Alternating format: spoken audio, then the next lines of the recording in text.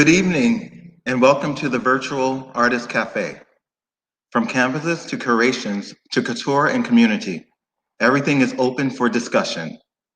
This event is produced by the Baltimore Office of Promotion in the Arts, the city's Art Council, Event Center, and Film Office. My name is Kirk Shannonbutts. I am the Public Art and Curation Manager at BOPA, and I am delighted to have you all joining us this evening. Tonight's talk will feature 4 very talented artists from the Baltimore area. We have photographer Christopher Metzger, sculptor Rakisha Metzger, accessories designer Krishana Smith, and illustrator and storyteller Priyanka Kumar. So sit back, relax, and enjoy this evening's talk.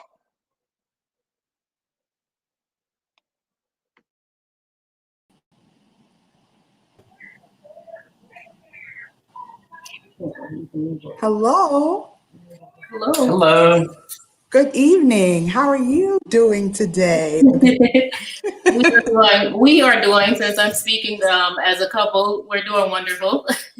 Wonderful. Well, to our viewing audience, thank you so much for joining us this evening. My name is Jackie Downs. I'm the director of the Arts Council for Baltimore City at BOPA, and we are so delighted to have you all join us this evening. First, today is the first day for the online artist market. We are so excited to be joined this evening with 2 amazing artists who are participating in the online artist market. The online artist market will be going for the next 10 days from the 21st to the 30th. Please check out all the amazing products and wares that people will be selling. And I'm so pleased tonight to be sitting here with 2 phenomenal artists who are showcased in the artist market, Mr. and Mrs. Christopher Rakisha Metzger. How are you? Oh, I'm doing great. My husband told me I could speak first tonight, so I'm gonna probably speak before he get a chance to. Well, we are excited to have you guys on this platform in this showcase. This is our Artist Market Cafe where people can come tune in to hear the latest and greatest from amazing local talent in Baltimore City. If you're tuning in through the Artist Market online, you can browse and listen to us while you shop. If you're tuning into us from our social media platforms, sit back, relax, enjoy the cafe, get a drink, and listen to these folk talk about their work. So we'll just jump right into it. Who are you 2 amazing folk? We have a photographer, we have a sculptor, you're married, it's art, it's love, there are kids. How do you do it? Why do you do it? All right, so I think I'm up. It doesn't look like Chris opened his mouth to say anything. So I again am Rakisha Metzger. So I am a sculptor, I'm a community artist, I'm a PhD student, I'm a mother, a wife. I am an artist in general. I'm an educator. I have a whole lot of different hats, titles that I wear. I'm a business partner. I'm an entrepreneur. So I can, go on and on and on. But I think most importantly, the thing that I like to let people know that I'm a light. And so the light that is to be used to bring, again, goodness and joy to the world. So through my gifts and my talents. I love that. That's beautiful. And what are you actually showcasing or selling in the artist market? So we are together selling some of these prints that are back here, which is from the Black Lives Matter series. We also have some things that Chris took pictures of when we were in Philadelphia, North Philly, doing a block party. So normally we go every year. So those photos are there. There are some photos of some spaces that he took pictures of, which is, I think they're called Spaces of Hope, and also some of his bridges. Once he was working in the nonprofit Bridges, he took pictures of students and their activities and things. And so I think what the idea is just to try to show photography in a positive light with, the lives of what Black people are doing, and not that it's always so negative or that it's not about having fun or what you see in the media. Awesome. Thank you. Thank you for that. Christopher, how are you? I'm great. Everything is good tonight. So this is practice for a week from now, and I have to start being online with students. This is a good experience. But just to give you a little background on myself, I'm an artist and educator here in Baltimore. Came here in 2003 and have been teaching here in the city since 2005. So anywhere from Baltimore City Public School Systems to nonprofits, Morgan State University, and then for the past 5 years I've been at Stevenson University. And really just engaged in the art community. That's how Rakesh and I met, was through community art and through the sort of shared love of working with other people, where our art practice isn't just about us kind of being isolated doing our own work. It's about sharing our knowledge and skills, but also in turn sort of moving into communities and allowing them to share with us too, through this sort of collaborative experience. So a lot of the projects we actually work on are collaborative type projects. So it's a little bit of a background about me. That's awesome. And during this time, if you could have asked any of us a year ago, where would you be today? No one could have foreseen that this is where the state of not just Baltimore, but the country, the world would be. How are you faring in this time? Meaning, how do you manage it all? I mean, especially being artists. And you mentioned the work as an artist is sometimes mostly done in isolation, but the funny thing about that is that you provide so much for the world. You provide so much for others. And during this time, I'm sure inspiration is probably, I don't want to say challenged, but what is that like for you? The process to work collaboratively and still create during this crazy pandemic time. How was that for both of you? I mean, to be honest, it's been difficult, because I was in the middle of teaching in the spring semester when we had to quarantine. Keisha was in the same position. So, we're used to being surrounded by our students and out in the community, attending art events with our kids, and then suddenly having to isolate. And the only communication is communication like this. So, Keisha's going to school in the evenings. I'm trying to teach classes and speak to my students. So I think you sort of have to be creative in how you shift that idea of collaboration, what that means. So you can still be collaborating and working with one another and sharing knowledge and exchanging ideas. You're just perhaps not in that same space. So I think that was the major shift is, we have a 5-year-old and a 3-year-old. So to balance multiple jobs, school, our son online in the morning, I'm online in the afternoon. Keisha's up at 4 o'clock in the morning reading philosophy. So the struggle is really balancing everything more than anything.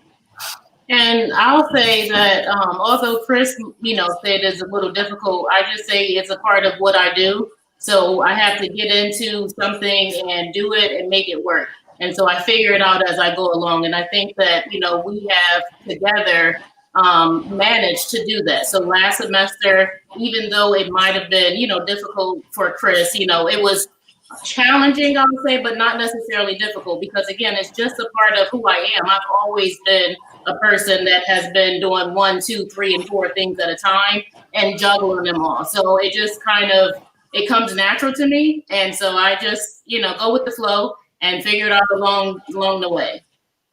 And you, speaking of going natural and going with the flow and doing 1, 2, 3, 4 things at a time, you take the word and the term superwoman to another level. You are a professional. You are a wife. You are a mother. You are a business owner, entrepreneur. I hear you say it's just what you do and you keep going, but how do you do that? Like, how do you manage that or prioritize, I should say? What comes first? I'm sure for you it's family, but how do you segment those things? Family, art, life. How do you do it? Right. So, like the first thing that I like to say, and again, I'm just kind of taking this phrase from, Black Girl Magic, because again, we have to make it work, and be great at whatever it is that we do. And I know that people are looking, for people that look like them to be seen in a positive image, in a positive way. And so that's what I try to do whenever I do anything. I try to do it in excellence, which again is why people then usually come to me and ask, can you do this? Can you help me out? And again, my name gets out there, and then other people are trying to figure out, well, who is this woman? Where did she come from? Why didn't I know about her? But when they get to know me, then they also see the light. So in balancing those things and trying to, put them in order, of course, like you said, family does come first. After family, it's, work. Because again, we gotta live, right? We gotta eat. So again, then it's work. And then I think that after that, my art kind of comes on the back end, but it's not that I'm not doing the work because I'm not using my hands. I'm still using my mind. I'm using my thinking, Yeah. my skills, and trying to figure out the next move. Right now, it's been a little more difficult, even within the last 5 years, because I have, like Chris said, we have a 3-year-old and a 5-year-old.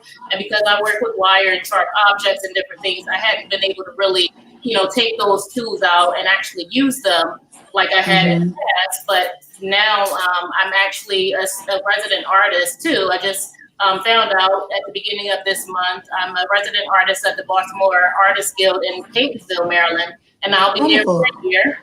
So with that, I'm able to now pick back up on where I left off with art, and also run my business from there as well. That's wonderful.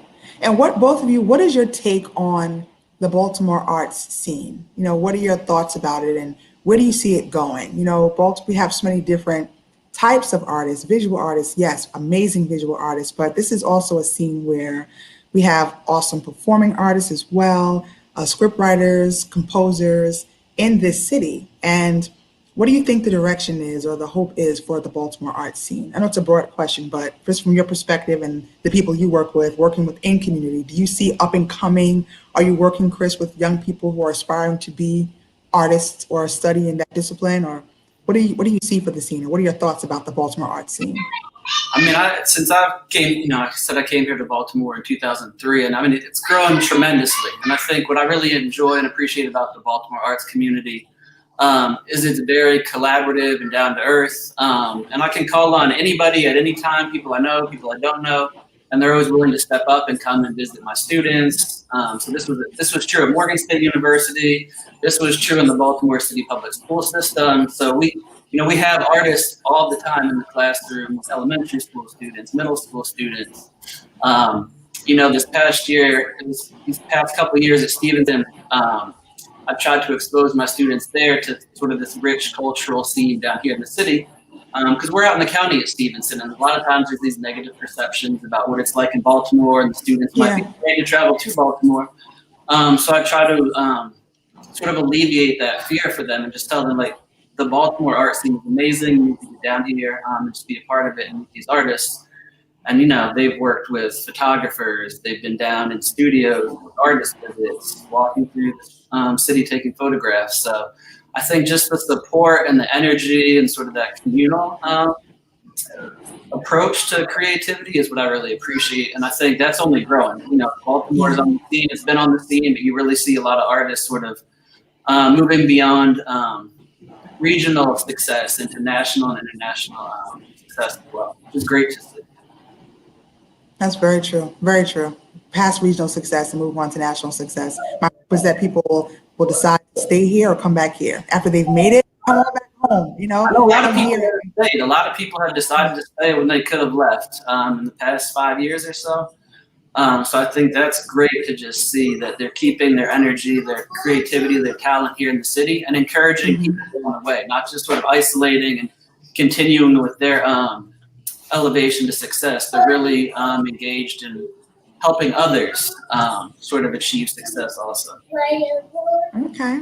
Well, I hear a little one back there. Reminds me of my home. It's just what it is. This is COVID life. Hi, family. How you doing, baby? I told Chris that, Jordan, which is our 3-year-old, may come in, and right now he has his underwear on because he didn't want to get dressed. He didn't want his hair fixed or anything like that. So it's and fine. why should you? It's started. What? Come on, Jordan. I hear you. Like, why should you? It's totally fine. How are you, Jordan? Yeah. You want to say how you're doing, Jordan? Thank you for joining us. Hi. So this brings me to my next question. I know for a lot of married folk or coupled folk who are in COVID right now, the running joke is that either one of two things are going to marry. You're going to come out with COVID babies or you're going to the divorce court. Like that's a running joke a lot because you're around each other so much. But for you guys, I'm curious to know how much of your relationship has seeped its way into your artwork. Like your love, your experience, your story, is that something that's also reflected in the work that you guys create together since you work so collaboratively? So I think more so in the past, but right now, because we are taking it to where I have to do certain things and Chris has to do certain things, we're not necessarily coming together to collaborate on a lot of things at the moment. But in the past, again, when we've had the chance to, we've had this series called Guess Who's Coming to Dinner, and it was about our experiences going out as an interracial couple and the way that we were treated. So we had to, you know, in order to talk about it, expose other people to what actually was happening and what was going on. And then doing that, it was a way for us to kind of, you know, bring humor into it, but also to talk about serious issues. Okay. And so, yeah, and so right now, like I said, because we are both on 2 different schedules, and the one thing that I didn't mention, when school was in, Chris is, you know, he actually is working full time. I work as an adjunct faculty at MICA. And so when Chris is at work in the daytime, I'm taking care of the kids, but also I'm a PhD student, a full-time student. So then at night, I was turning around from 9 o'clock to 5 o'clock in the morning, reading and writing papers. Again, Oh my God. 15 and 20-page papers that had to be turned in. So a lot of that was where I was at. And so I think because I'm a student now is where the collaboration has fallen off a little bit, but we still do try to make sure we check in with each other to see what our next moves are, what we're working on. Okay. And so now, Chris, I'm sorry, you want to say I something? was going to add that it may not be visible, but a lot of what we're actually going through, what Keisha's doing in her PhD program, or just how we're interacting with our kids, you know, it's like sort of this indirect way that we are collaborating. So we're collaborating Yeah, you with are. our kids. So That was good parenting just now. for his project, Keisha's doing puppetry with the kids in the morning. So it's sort of like we're collaborating on the growth of our children more than anything. And then sort of what she's doing in her program is seeping into what I'm teaching, and our experiences, as she mentioned, as an interracial couple or as, you know, raising biracial kids is directly informing what I'm teaching in the classroom. So sort of like these indirect, unconscious ways that we're sort of informing each other's practice too. That's So wonderful. so I was just going to say, so that's also what I was saying, where sometimes, again, we're not necessarily, I think because it's a part of who we are, I'm not necessarily thinking like, oh, I'm doing this and I'm doing that, and we're Right. collaborating. It just, you know, happens because it's natural. And so that's where, like I said, the collaboration comes with our, you know, brains where we think alike. He's here and I'm here, and I'm like, all right, let's bring that together, and then this is what we have. And That's so, awesome. You guys, you flow so well together. no divorce. So I don't know if it's another option. Can't Maybe be love. Wait, what'd you say? What'd you? Not an option, but I love it. I said no babies and no divorce. So I said, so it has to be another option. And I said, maybe just love. Just love. I love that. Maybe Yeah. just love. Maybe just love in the time of COVID for the married folk. Yeah. Yeah. That's a thought. And That's it a works. thought. And it works. It definitely works. It Yeah. definitely works for you too. So Yeah. tell me, how did you guys meet? How did you guys meet?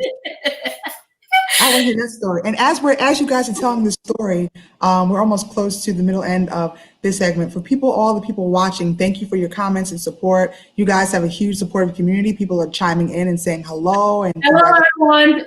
yes, say hello to the audiences. But please, people, if you have any questions, now is the time to ask questions. We'll definitely get these two lovebirds and artists any questions you have for them. Yes. Chris, you were going to say something? I'm sorry. Or your story. Tell me how The story here. Yeah, I mean, so it's a funny story. We tell it every time we give a talk, sort of collaboratively. But I'd heard about this community artist who was going to MICA and who had attended Morgan previously. So I started teaching at Morgan, and then, you know, out of nowhere, this woman walks into my class. She's in the back of my classroom going through my stuff while I'm teaching. Like, I'm engaged in teaching students while she's going through my stuff. So, you know, I think the class broke, and I took a break, started talking to her for a little bit, and sort of one thing led to the next. So it just happened to be this moment where she was coming to visit a former professor. I happened to be teaching at Morgan, and this was back in 2008.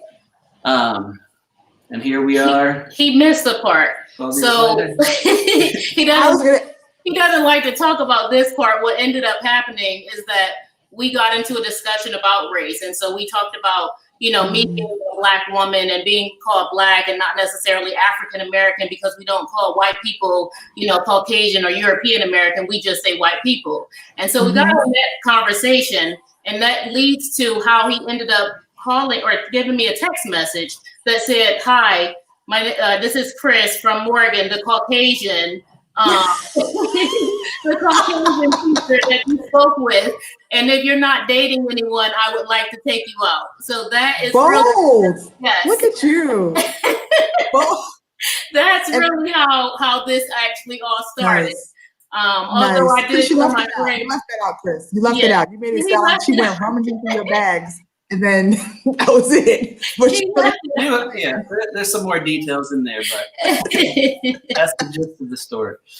And That's normally very cute. people ask, was I his student? So I do want to put it on the record, since we are live, that I was not his student. I had graduated from Morgan. So if anybody still is asking or wondering, I didn't even know him before I walked into his classroom, and as he said, started going through his things. But it was because he had things in common. He was listening to Buju Banton.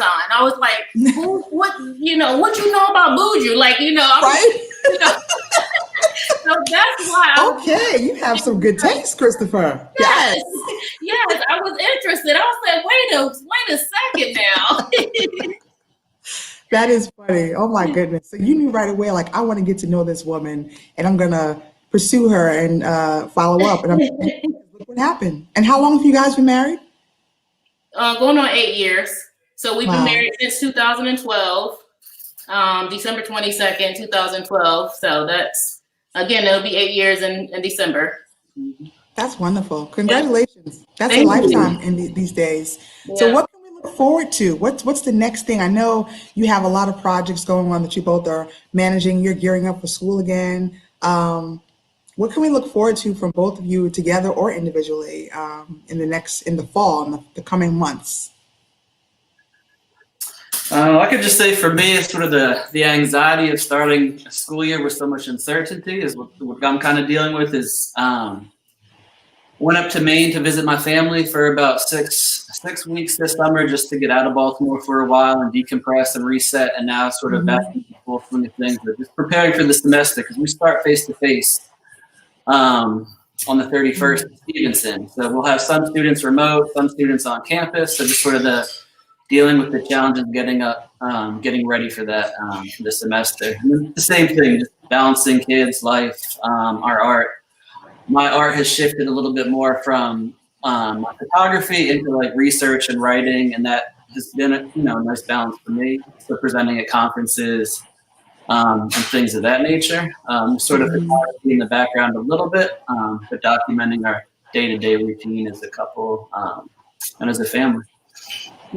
And so for me, I am just kind of looking forward to everything. I'm looking forward to the next steps. I'm going into, again, my second year with my PhD program right now. And again, I have a 4.0, so I'm really excited that where I'm at is not necessarily about, just the grade, but again, really getting the understanding and being able to, do something that I didn't think that I was going to actually be doing. I never even took a philosophy class. And being able to just kind of be on this track to where I am able to share my thoughts in a way that my thinking is different than other people or even the philosophers, and then question them, but also give some other ways to think about things, which again, I think comes from me being an artist philosopher.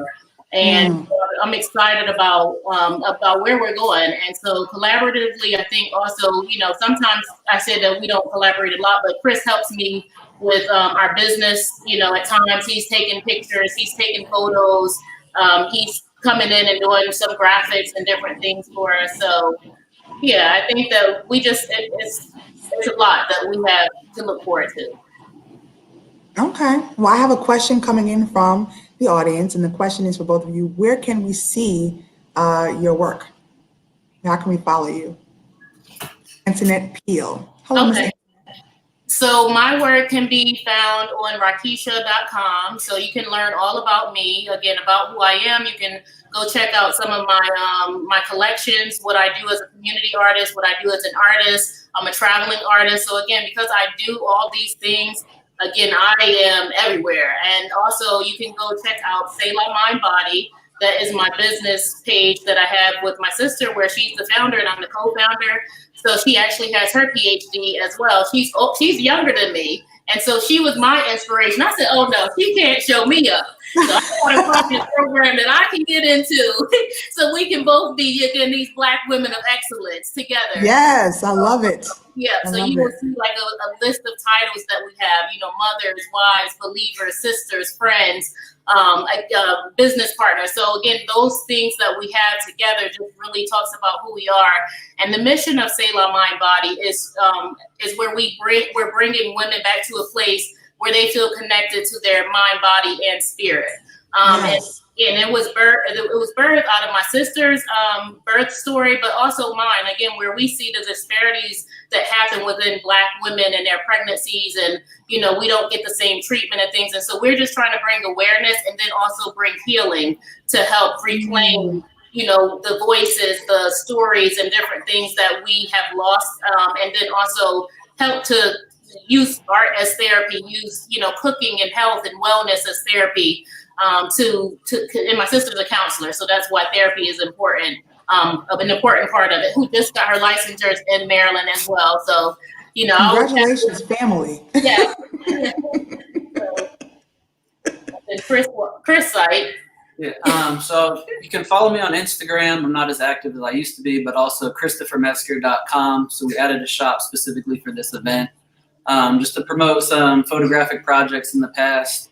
Some upcoming work that we've been engaged in. And I also want to just kind of let people know that we are very collaborative and community oriented. So it's not just about going to our site and looking at our work. Like if you want to reach out and bring us in or have us talk or come set up a virtual conference or set up a virtual event, when all this time passes, we're willing to, move out into the community doing public art projects as well. So it's sort of a broad scope of things that we enjoy doing. So just in general, you can check out the work on all of our sites, but then also just feel free to reach out and touch base with us too.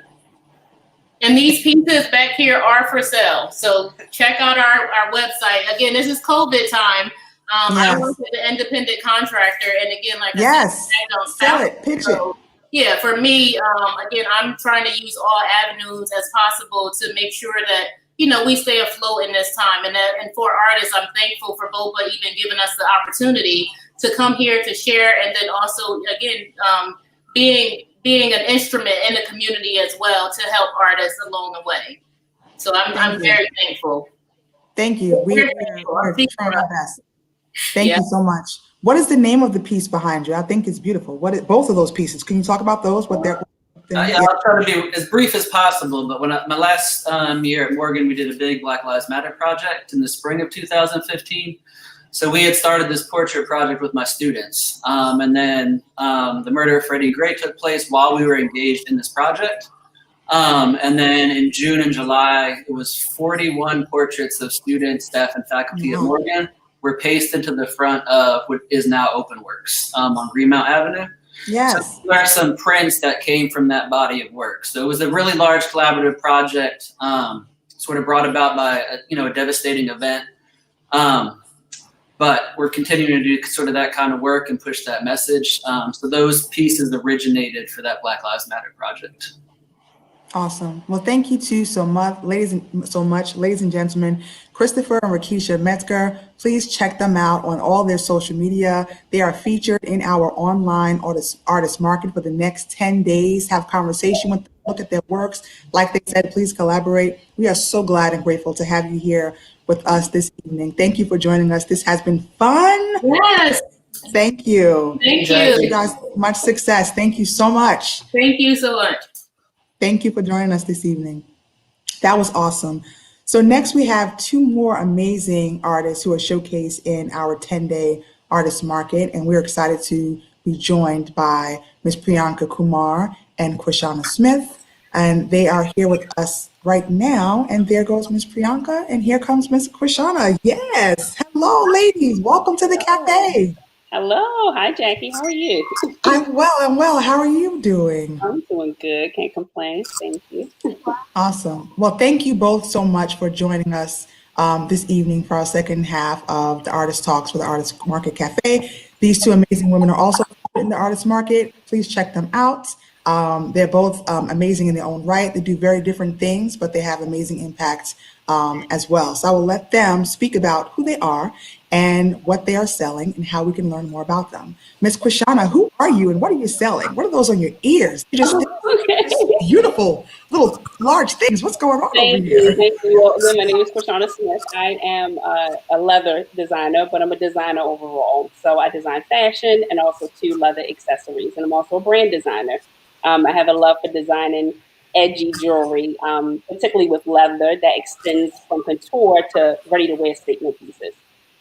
Awesome. And what's the name of your shop? What's the name of your shop? No day dangle. Lobe Dangle. All right. Thank you. And yes, Miss Priyanka, who are you, ma'am? And what do you have to show us? I'm an illustrator and a storyteller. I'm from Kolkata in Eastern India, and I moved to Baltimore for grad school. And I graduated from MICA with the Bromo Salsa Studio Fellowship. I feel like I'm not. Did I go away for a moment? You're here. I think you just got a little frozen for a couple of seconds. No, please continue. I heard you say you graduated from MICA, and then you can just keep going from there.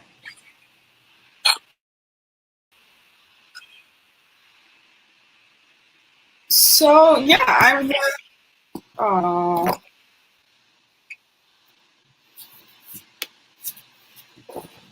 I think we might be having some connectivity issues. Okay, we will check on that and come on back with Miss Priyanka. Quishana, can you hear me? Okay, you are muted, so we'll wait until you become unmuted. There you go, you're unmuted now. Okay.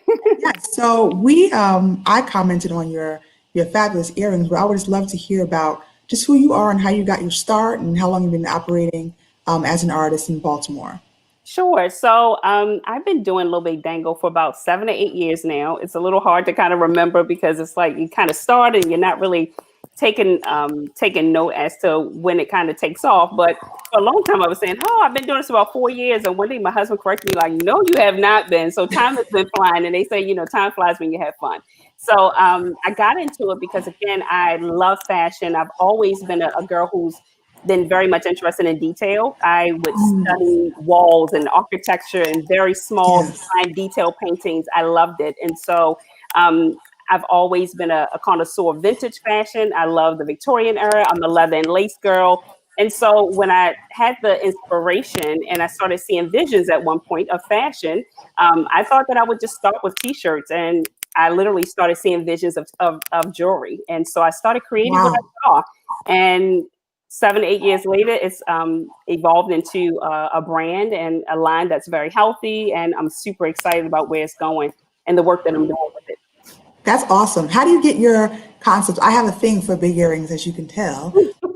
Where do you get your inspiration from, or how do you decide what's the next direction you're going to pursue in terms of the new line of earrings? Where's that come from for you? You know what? Sometimes it comes from a finding, because connecting leather with metals, I do couple my leather with precious metals. So it's sterling, gold filled, it's brass and copper. So sometimes it's the metal that speaks to me first. I'll fall in love with the metal and then I couple that with a leather. Now, of course, I do love leather. So I can see leathers and I can say, you know what, this is a really good grain, but until it merges with the right metal, then it just comes to life. It's kind of like that thread you just follow. It's like, oh, I really like that crystal piece. And then from there, I'm laying it beside the leather and I'm saying, okay, who can become a sister here? What's a good pair?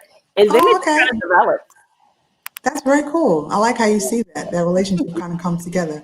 And Priyanka, you are back. You are muted. Yes, there you go.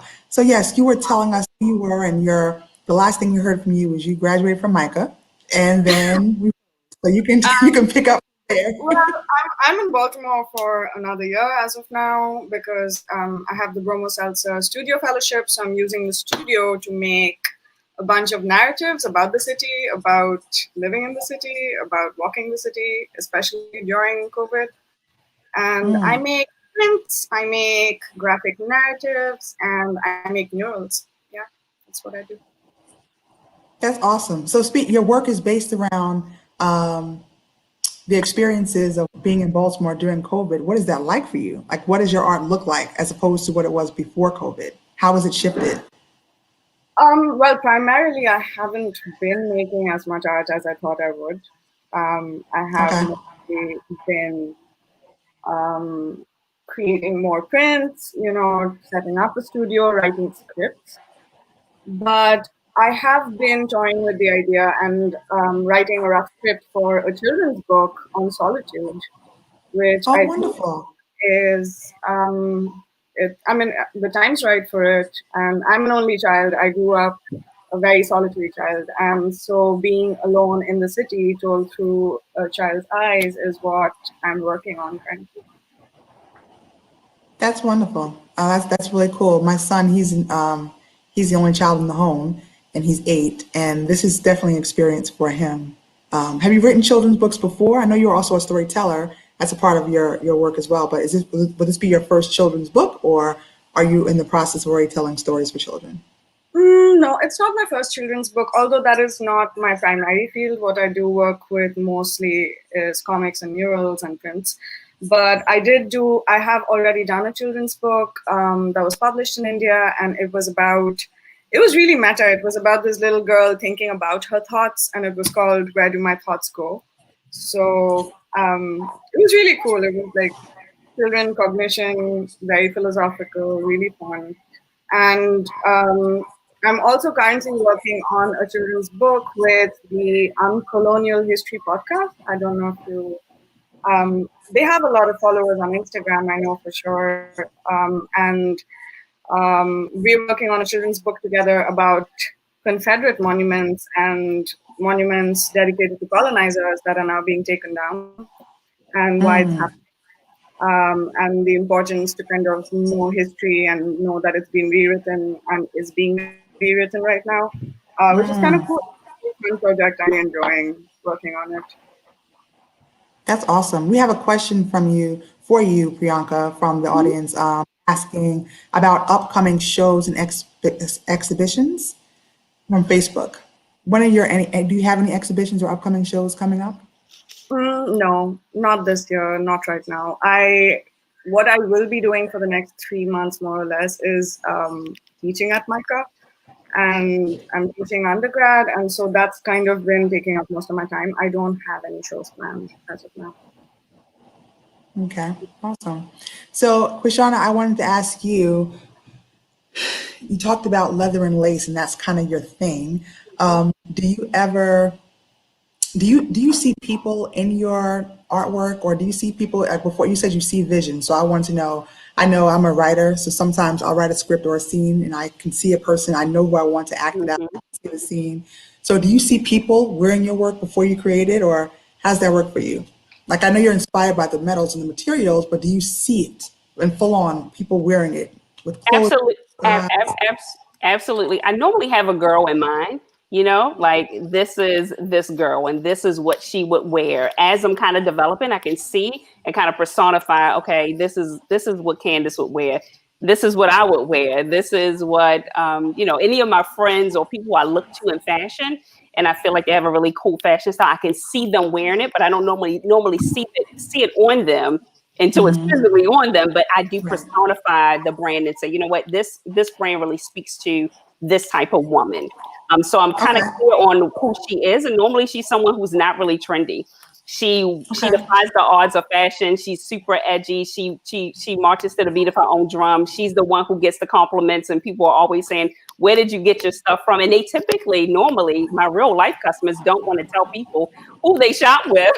So, I've had clients that say, I want to do a show for you. I want to have a trunk show, but I don't want any of my girlfriends to look like me. So I design really a woman who wants to be different and who normally is a trend starter.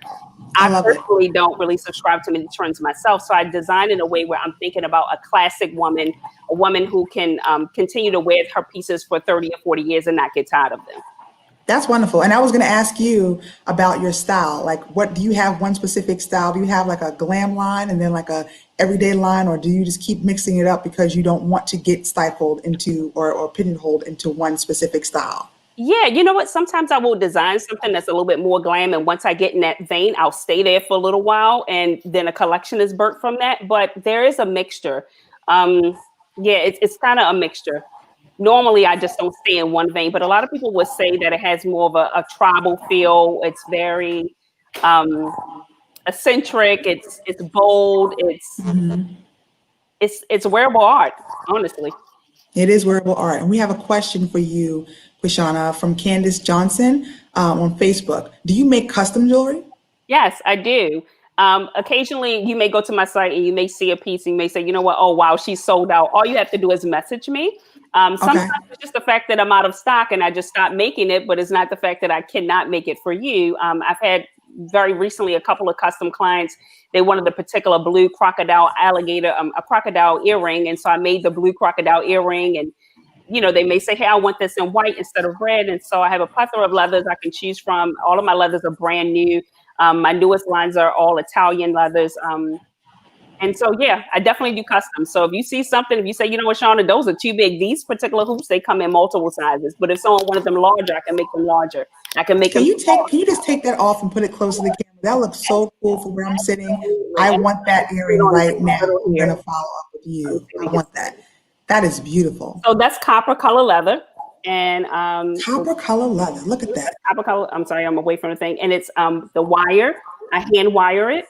So I wrap it in the copper wire, and it's on a copper ear wire as well. Beautiful. And we have a follow-up question for you. Are your pieces one of a kind? Some of them are. Some of them I do replicate. I do have some pieces that, if they're not one of a kind, sometimes they may be two of a kind, just because the stock that I'm using may be very limited. Like here's an example right here. And this is actually a color that's on trend for the fall. It's called cheese. It's a cheese color. But these right here have cow hair, and they're really, really cool and interesting. I only make like 2 or 3 of these. But I do have some pieces where I'm like, oh my gosh, that was so complicated to make. I'm not making another one. And it becomes just one of a kind, or, it's just as any artist, at some point you want to move on. And so sometimes, you get those one of a kind pieces, but they are one of a kind in the sense that no 2 hides are alike. And so there are going to be some very small intricacies that's going to be different. Thank you so much for that. Oh my goodness, Quishana Smith and Priyanka Kumar, please check in, ask questions of them. They're with us for about 15 more minutes. They are here and we are excited to watch them and to hear them and to purchase their work, their wares and their works in the online artist market that showcase on the BOPA platform over the next 10 days. Please check them out. You can talk to them, you can buy stuff from them and find out more about what they're doing for the upcoming fall. I have a question for both of you guys, and it could be different for each of you because you're very different types of artists in terms of process. I know everyone has their own process in terms of creation. For me, it's pre to post, thinking about production, but has your process at all, first, what is your process for creating? Priyanka, you do a couple of different things. So I imagine your illustration process is different from your script writing process. It's different from, it's very different for you. And just for your creating your wearable art, what is your individual process for each of you? And during this COVID time, has it shifted or has it changed a bit? Priyanka, you can go first. I'll start with you. What is your process, and then has it shifted? Well, it changes from thing to thing, I think, depending on what I'm making. But I think a lot of things just start with tiny pieces of paper like this that I keep on my desk, and I'm talking to myself a lot, so I write myself notes, I make tiny sketches of this cool image in my head, like, oh, what if it's a cat riding a bicycle but backwards, something of that sort. But I also use it to sketch a lot. I've been sketching you, Krishna.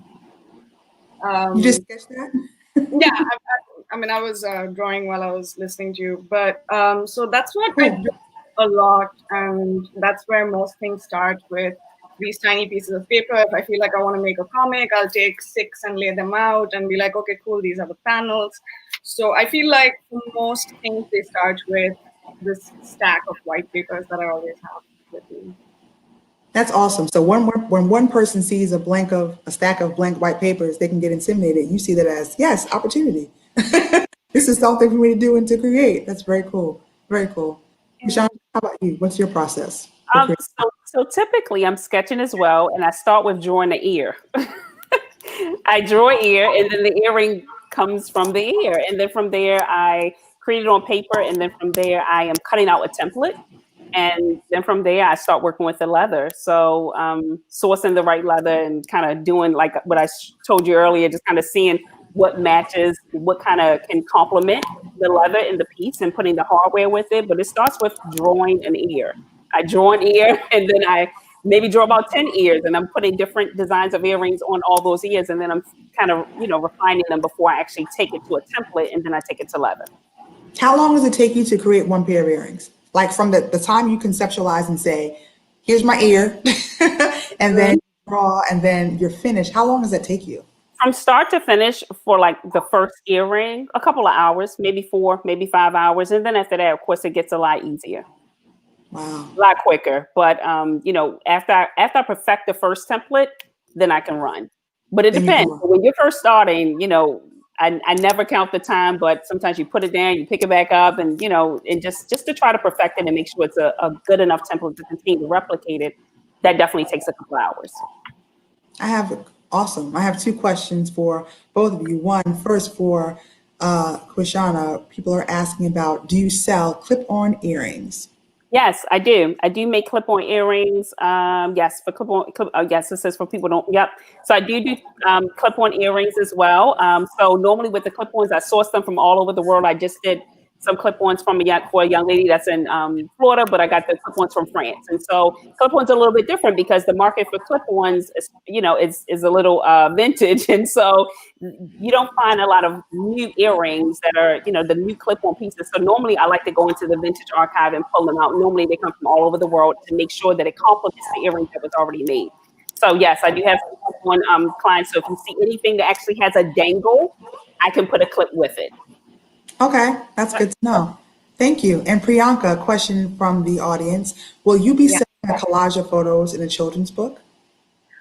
Well, the thing is, these children's books that I'm talking about, they're still works in progress. So I'm still in the sketching stage of it. But if you check my shop out, there's a whole bunch of other prints like the one just behind me, which are kind of based on my thesis work at MICRA and a lot of the other work I make. I feel like I tend to, the work I make for myself personally outside of these children's books tends to be about sexuality, about my identity, about what it feels like to just exist in this body as a brown femme woman.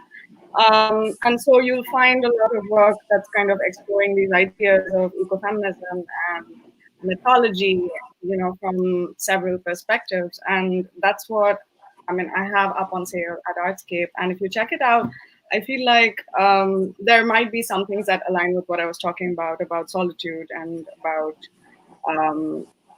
living with nature that could go in a children's room or, would appeal to children as well. Awesome. Thank you. Thank you, Julia Boone, for your question. And I have another question for you, both of you. So there's a lot of conversation now during this time about art and activism and the intersection. What is the role of the artist during this time, if it is in fact their role or responsibility to respond to what's happening in the country. And you both have very different mediums, but I see personally there could be huge opportunities for you both to still express yourselves and what you're thinking and feeling about the current state of the country in your art. A, do you both do that? And B, do you think it's the responsibility of the artist to make a statement through their art about the current state of affairs in the country? Well, I would say that, if you feel compelled to, I think that you should. And I think that you should do it in a way that's really authentic and meaningful to you. For instance, recently during COVID, I had a photo shoot. And so I was inspired by my team to think about not just, most time as artists, we want to sell our pieces, you're putting it out, but also to speak to the time. So that was the way I spoke out. I actually put out pieces, photos of beautiful Black women in my pieces. And I used captions like, "Oh, America, my Black is beautiful." I said things that connected with the time to let them know, what, this is how I'm speaking out. I'm not a sculptor, so I'm not going to make a Black fist, Right. but I can use my platform to say what is important to me, especially in this time, But again, some artists are saying more, they're doing more. If your art lends to an opportunity to do that, but I think we can all say something. Absolutely. Yeah, I think we can all say something. Absolutely. Thank you. Yes. Priyanka? To kind of go off of what Krishna was saying, I do believe that as artists, there are different forms in which we make art, and also there are different roles that we play in this social change kind of ecosystem, right? So I feel like if you're the kind of artist who responds and reacts by making like a poster, that goes on social media and then is shared and spreads awareness, that's really cool. And like Krishna was saying, if you want to share photos of positivity, of things that you want to celebrate, that's cool as well. And I think for me, what really stood out during these past few months was drawing connections between what's happening here and around the world, and how COVID particularly just made it very easy for all of these injustices to kind of become more apparent, in very, very brutal ways. And so the children's book that I'm working on now is is kind of my response to that, where we're thinking about, what kind of power structures do we live under, and what do we enable, and, what truths and what realities do we accept. And I feel like that to me is part of a longer narrative of trying to engage with what it means to be living in this present time when so much is changing very rapidly, and also trying to kind of address how we want to contribute to it as artists. That's awesome. I have a That was- question for I feel you. like I rambled a bit, but it's fine. No, you did. That you said a lot. That was a lot to unpack, but I think that makes a lot of sense. I think that makes a lot of sense. I have a question for you, Krishan. Cheryl McCarthy is asking, can you accommodate those who are allergic to metals? Yes, absolutely. Typically, I'll have a client that will say, you know what, I can only wear sterling.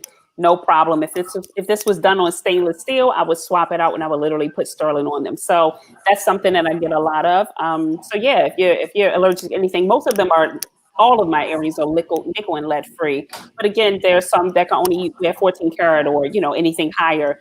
I have all of that, and I can totally switch it out for those who have allergies to metals. Absolutely. Thank you for your question. So for the fall, what do we have to expect? What can we look forward to from both of you? Priyanka, I know you said you didn't have any upcoming shows, but you're constantly creating. You're creating right now. I would go. If anyone here wants to be in a show, get in touch. But yeah, I will be creating. I feel like I'm always doing something or the other. So there's going to be more of that. My studio is constantly changing. I'm like sticking things up on walls, taking things down. So I feel like it's a constantly evolving practice. Yeah. I want to do a mural though. I really want to do a mural in Boston. You want to do what? A mural in Boston.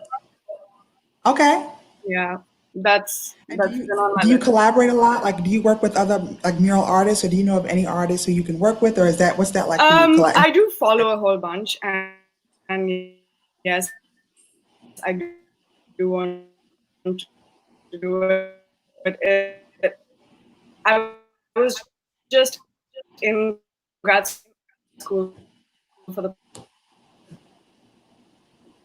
Oh, I think we lost you again. Your connection is a little slow, but we'll get her back in a second. Krishana, how about you? So for the fall, you can look forward to, I'm constantly creating as well. I'm working on some new pieces and where I'm doing some mixed media with leather as well. So that'll be soon coming. But there was a question earlier before the broadcast in terms of what's good for the fall and what's going to be on trend. So if I can, I'll just show up a couple pieces that you can wear, that you can get from the Lil Bae collection for fall. One of the colors that is on trend for the fall is crimson red. And so here's some red ostrich leather. Ooh, it's beautiful. Can I get a little closer? Can you get a little closer? Sure. Yes. Love it. So those on the stainless steel chain. And then also here's our leather chain breakers. And those are that red as well. Someone said that they remind them of the old, what's that, paper chain? I was like, I know. So they're like a paper chain, but they're called chain breakers. And then also too, this mocha brown is really on trend for fall in terms of a color. So these are really cool. These are called Shebas. Oh, these are beautiful Shebas. I love that. Mm-hmm. And then of course you What's the have brown material? I know the black is leather, but what's the brown material? all of it's leather.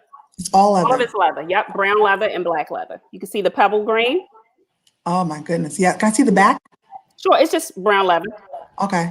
So when you wear them, it'll just dangle like Yes. that. Pops. And I then love it. the green, like the emerald green is on trend as well. So that's green snakeskin on now classic taco Ooh. earrings. And Very then nice. peach is really good for the fall. So these are my classic tacos. And these are copper tacos with copper color leather. And these are super lightweight and they come in multiple sizes. So yeah, any of these will keep you on trend, looking good for the fall. If you keep it locked to the website, every time I drop something new, you'll be able to get them. Just to let you know as well, all of my pieces come in this box with a certificate of authenticity. So it comes nicely wrapped. And I just upgraded my packaging to a custom box for branding. Oh, I love it. So some of my customers will be getting this as well. So yeah, that's it. Do you do parties or do you host parties? I do.